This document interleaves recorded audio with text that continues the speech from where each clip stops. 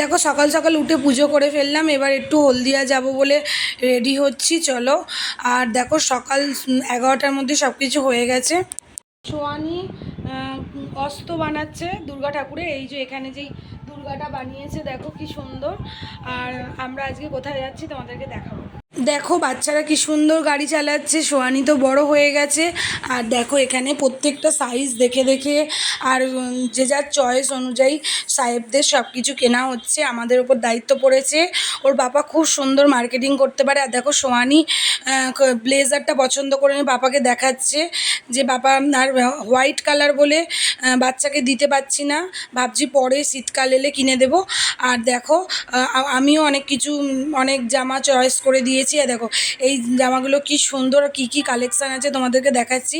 প্যান্টালুন্সে খুব সুন্দর কালেকশান, তোমরাও আসতে পারো হলদিয়া বিগ বাজারে।